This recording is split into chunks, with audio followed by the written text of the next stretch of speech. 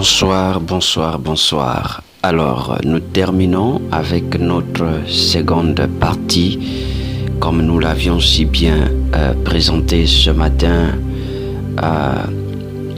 en parlant des temps de déclaration.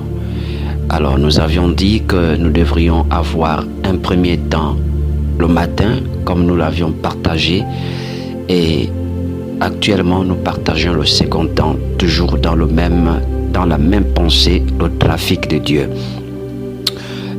en parlant des voies de Dieu qui sont insondables.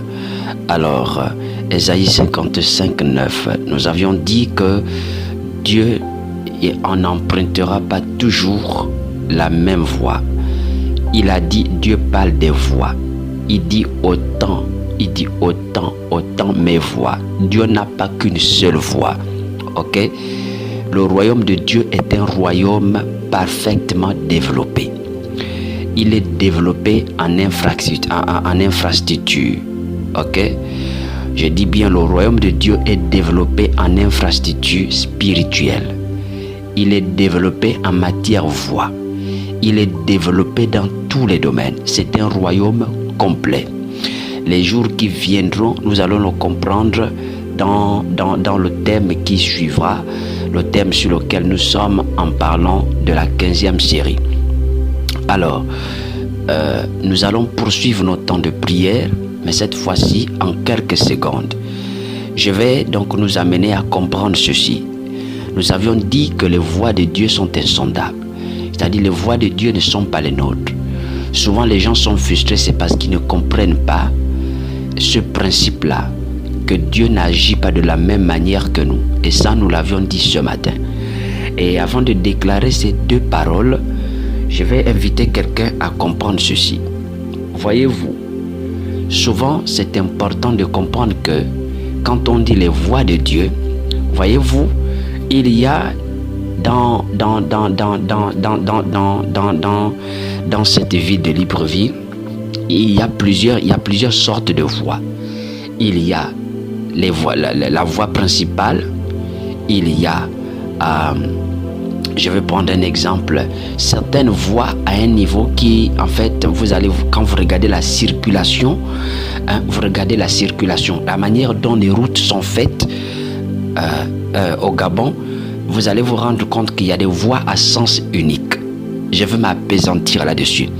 Il y a des voies à sens unique. C'est-à-dire que dans ces voies, la voiture ne peut faire qu'un seul sens. C'est-à-dire que si quelqu'un se lève le matin pour aller attendre le taxi dans un sens contraire, là, il ne trouvera jamais le taxi. Pourquoi?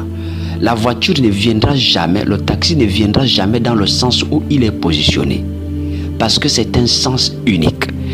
Si c'est seulement dit que cette voie-là, les voitures ne font qu'un seul sens, partir de la droite vers la gauche, si tu attends de la gauche vers la droite, tu ne trouveras aucun taxi et donc tu perdras ton temps. De la même manière que l'homme réfléchit qu'il y a des voies à sens unique, je voudrais te dire que Jésus est lui-même la voie à sens unique. Jésus est un sens unique. On passe par Jésus pour aller au ciel, mais on ne sort pas par Jésus pour aller au ciel. Vous comprenez?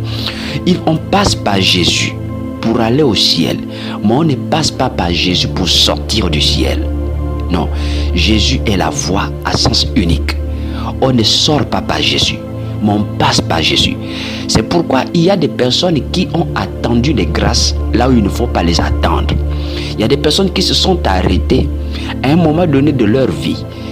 Ils se sont positionnés à des endroits là où Dieu ne passera jamais. Je vais donc dire à quelqu'un que quand il dit que ces voies sont au-dessus de nos voies, ça veut dire que n'attendez pas Dieu là où il n'est pas censé passer. Que quelqu'un saisisse cette parole. Ne te positionne pas là où Dieu n'est pas censé passer. Je le répète, ne te positionne jamais là où Dieu n'est pas censé passer. Ne perds pas ton temps là où Dieu n'est pas censé passer. Ne perds jamais ton temps à rester là où la grâce n'est pas censée passer. Il y a des voies à sens unique. Et Voyez-vous, il y a des raccourcis. Mais Dieu n'emploie pas des raccourcis. Parfois, certaines personnes vont attendre Dieu sur des raccourcis. Mais Dieu n'emploie pas des raccourcis. Dieu utilise des chemins droits. Il est droit. C'est-à-dire que lui, il est droit. Même si ça fait... C'est-à-dire que là où il y a des courbes, lui, il passe droit. Dieu n'est pas tordu. Tu attends Dieu dans des courbes. Lui, il passe droit. Donc, je veux dire à quelqu'un que Dieu peut avoir prévu quelque chose pour toi de grand.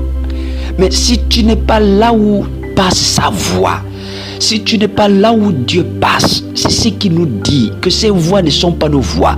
Si tu n'es pas là où Dieu passe, tu ne recevras rien. Il dit ces pensées ne sont pas nos pensées. En d'autres termes, tu n'auras jamais la pensée de Dieu si tu es mal positionné. Je veux dire à quelqu'un que certaines personnes parfois n'ont pas la pensée de Dieu exacte pour l'occulte, n'ont pas la pensée de Dieu exacte pour leur projet, n'ont pas la pensée de Dieu exacte pour leur vie, parce qu'elles sont mal positionnées spirituellement. Les gens sont mal positionnés spirituellement, les gens sont mal positionnés physiquement. C'est pourquoi elles vont toujours attendre des choses qu'elles ne recevront jamais. Alors ce matin, tu vas prier. Je refuse que nous soyons mal positionnés. Je refuse que nous soyons positionnés là où la voiture ne fait qu'un seul sens. On te dit que Dieu te dit que c'est seulement pendant ce séminaire-là qu'il te bénit, qu'il te bénira, que tu recevras telle chose. Mais toi, tu pars attendre Dieu dans une retraite de prière. Or, pour cette grâce-là, Dieu a utilisé un sens unique, c'est-à-dire rien que le séminaire. Et quand on a demandé aux gens de se lever, tu n'étais pas levé. Tu es resté assis par la honte et voilà, tu pars dans d'autres programmes de jeûne et prière où Dieu n'est pas censé passer. Écoute-moi, soyons sensibles à la voix de Dieu. C'est pourquoi je veux dire à quelqu'un ce matin, comment faire donc pour pouvoir reconnaître là où Dieu passe? C'est par son esprit. La Bible dit, quand bien même les voix de Dieu sont insondables, mais elle nous informe en disant, le Saint-Esprit sonde tout, même les profondeurs du cœur de Dieu. Ça veut dire que le Saint-Esprit est informé à moindre détail de là où Dieu passe. C'est pourquoi comment être bien positionné? Il faut être ami, allié au Saint-Esprit pour ne pas être embrouillé sur le déplacement de Dieu. De sorte que même s'il utilise un enfant pour te bénir, même quand il va utiliser une situation difficile pour pouvoir t'amener quelque part, que tu ne sois pas déboussolé, parce que le Saint-Esprit t'aura déjà positionné. Il aura déjà positionné tes pensées, ta réflexion, ton esprit de discernement pour comprendre que là, c'est là où Dieu veut m'amener à passer, car c'est là où il veut passer. Alors ce matin, que Dieu te... ce soir, pardon, tant pour moi, alors que nous l'avons prévu à 22h, que Dieu te bénisse. Ne garde pas déjà cet audio pour toi-même. Tu vas le partager à quelqu'un et qui va aussi déclarer ces paroles avec nous. Allez, on y va. Tu vas dire avec moi ces paroles. Seigneur Jésus, je déclare dès à présent, dans le nom tout-puissant de Christ Jésus, que je ne sois pas mal positionné. Au nom de Jésus-Christ, je déclare et je refuse que ma vie soit mal positionnée en fonction des grâces, en fonction de ce que Dieu a prévu pour ma vie. Je refuse d'être mal positionné. Je refuse de mal me stationner. Je refuse d'être au bon endroit.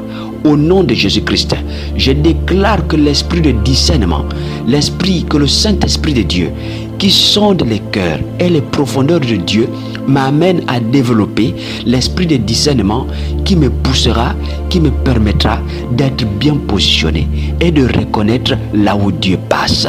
Au nom de Jésus, je refuse d'être en dehors des voies de Dieu.